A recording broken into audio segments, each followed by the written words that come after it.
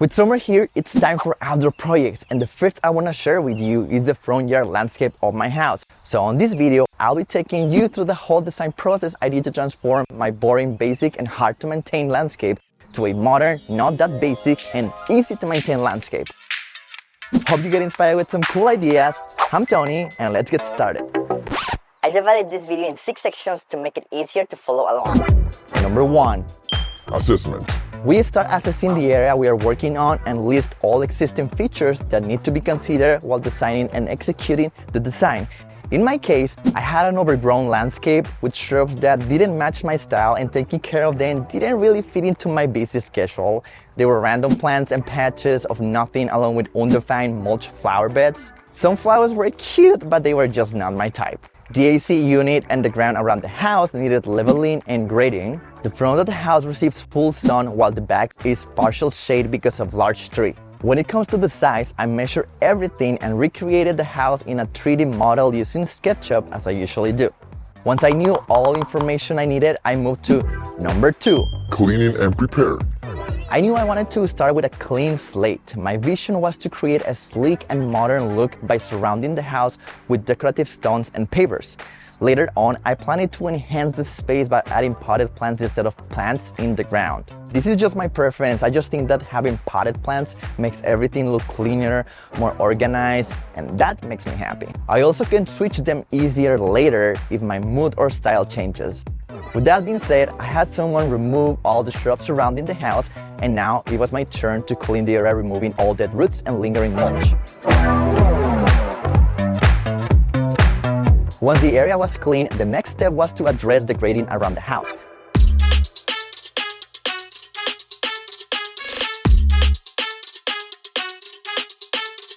There was a slight negative slope directing the rainwater towards the foundation, and this is not good.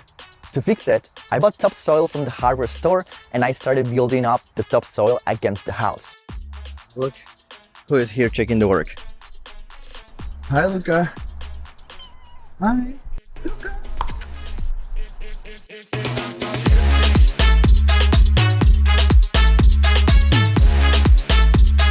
As I worked my way around the house, I carefully packed down the soil using a manual tamper, making sure it was settled correctly. I was done with the grading once I had a nice slope away from the house. Number 3. Creating the flower beds. I started by laying down a gray landscape fabric to keep dirt and weeds under control. Its great color will help by filling any gaps between the great decorative stones I'll be installing later. To secure the fabric, I use landscape staples. For the flower bed perimeter, I opted for these Onyx modern pavers from Lowe's, and by referring to my SketchUp model, I accurately calculated that I needed 117 pavers for this project.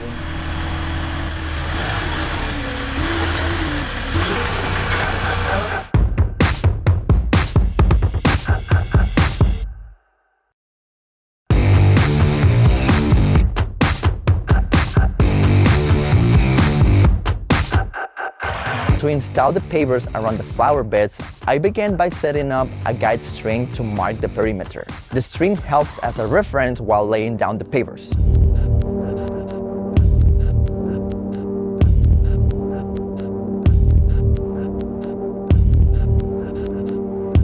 Next, I dug a small trench where I added fast-setting concrete as the base.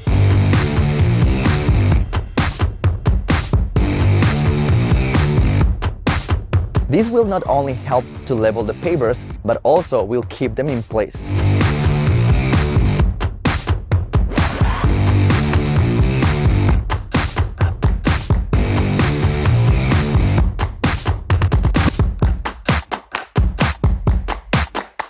I'm using a rubber mallet to tap each paver, ensuring that they settle down firmly.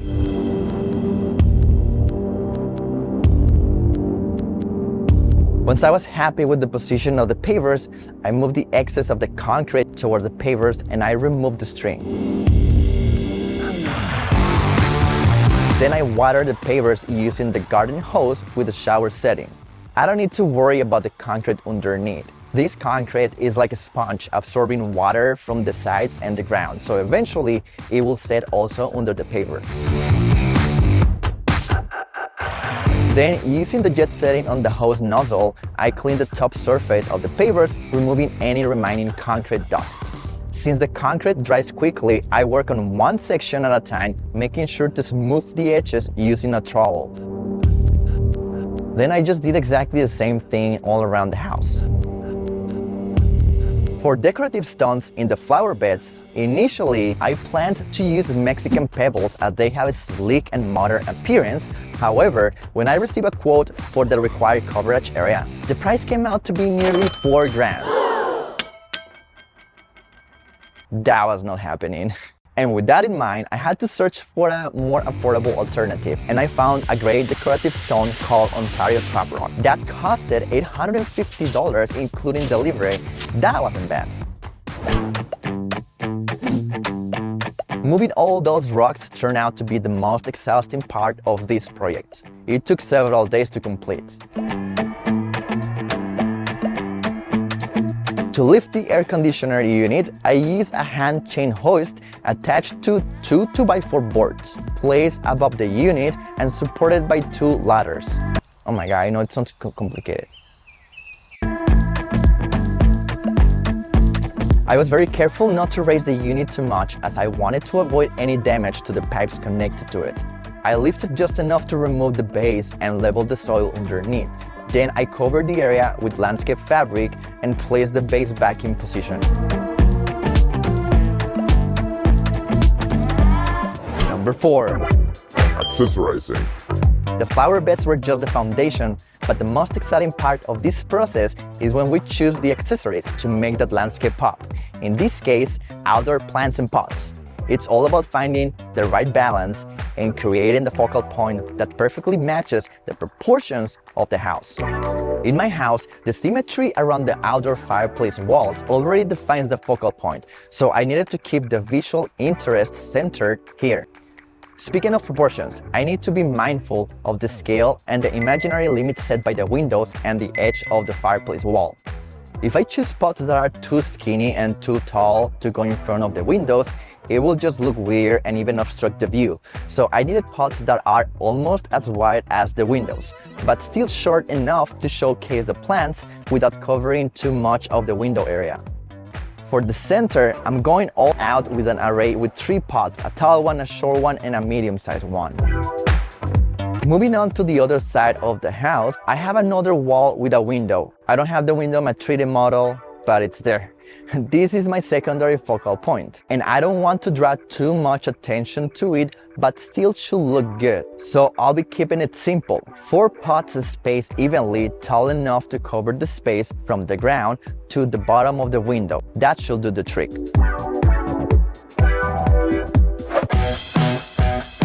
I went out hunting for pots and purchased some at Home Depot and other ones at home.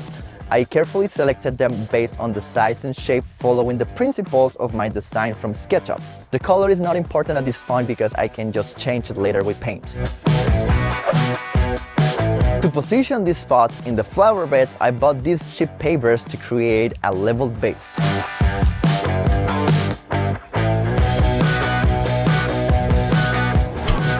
I cleaned the pots and painted them with a dark gray color that closely matches the onyx pavers around the perimeter of the flower beds. Lighting.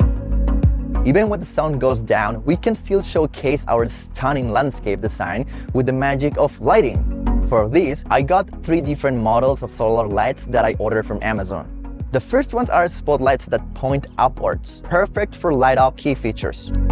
The second ones are adjustable and wide spotlights that allows me to set the angle, creating a lighting and shadow effect. And lastly, these downward facing lights are ideal for dark corners and pathways around the sides and back of the house. I waited until it was dark and played around with the lights, trying different placements until I achieved that dramatic effect I had in mind. Plant selection. Following the same principles of proportion as the pots, I'm not carefully selecting the plants on my 3D model to give you an idea of what I was looking for. For the 4 pots on the secondary focal point wall, I needed plants that are short enough to fill any gap between the pot and the window. When it comes to my main focal point, I'll be on the lookout for a medium-sized plant to go in the medium pot, a large plant to go on the tallest spot, and a small plant to go on the shortest spot. As for the pots on the side positioned under the windows, since they are wide, I'll be seeking for 2 short plants that I can group together to cover that wider area. It is important to be mindful of their height, ensuring that they don't grow too tall and obstruct the window later on. Now that I had defined the basic guidelines, I needed to choose the right plants, and it was time for me to go to a plant nursery for the first time.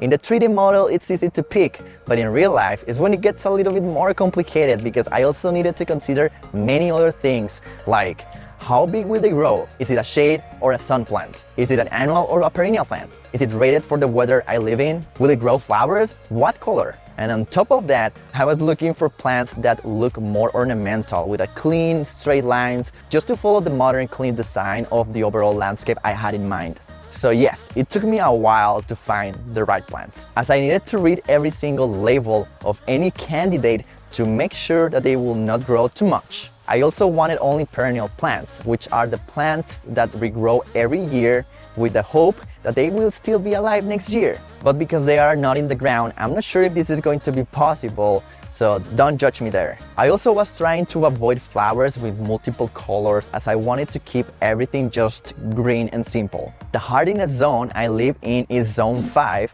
which means that I need plants able to survive low temperatures of -20 to -10 degrees Fahrenheit. And lastly, the front of the house is facing south, so I need full sun plants. With all these restrictions, it took me a while, but it also narrows down a lot of the options to pick from. And that's good because it's very easy to get overwhelmed in a big nursery with too many options. These are the ones I'm gonna be planting here. I'm not gonna be filling the whole pot with dirt. So what I'm gonna do is I'm going to fill first at the bottom with rocks. And I have some rocks leftovers from the patio.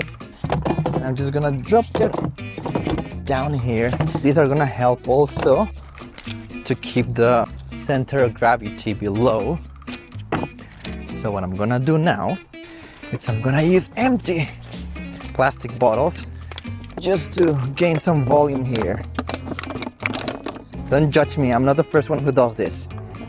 Like in the case that the rocks were heavier, I wouldn't need that many, so I will have more space and I will need more volume to be covered with something. In this case, it's water bottles. Well, Diet Coke. I like Diet Coke, as you can tell. So now I'm gonna use what's the name of this thing? And this is just to avoid the dirt to go all the way down. So now I'm gonna fill with dirt. And you might be wondering, what type of soil do I need for these plants? Well, I'm wondering exactly the same thing. I'm just using soil that I had from last year for, I don't know what for.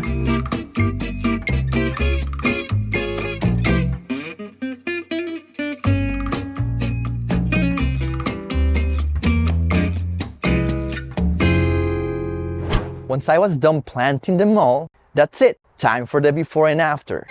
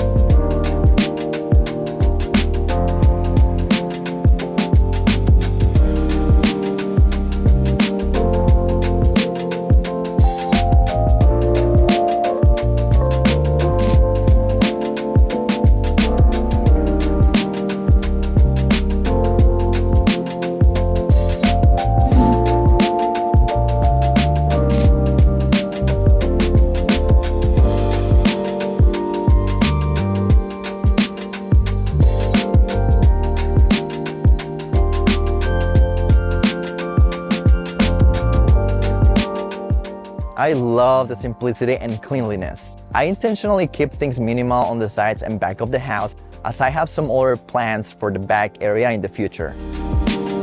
Let's not forget about the enchanting nighttime view with the solar lights.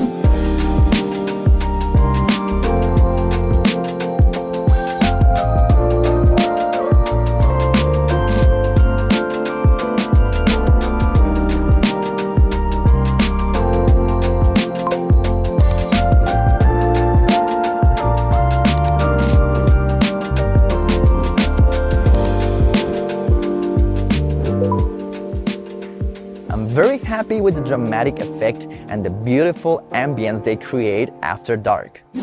Thanks for sticking around along this transformation. I hope you found valuable ideas for your own project. I'm Tony, and see you next time.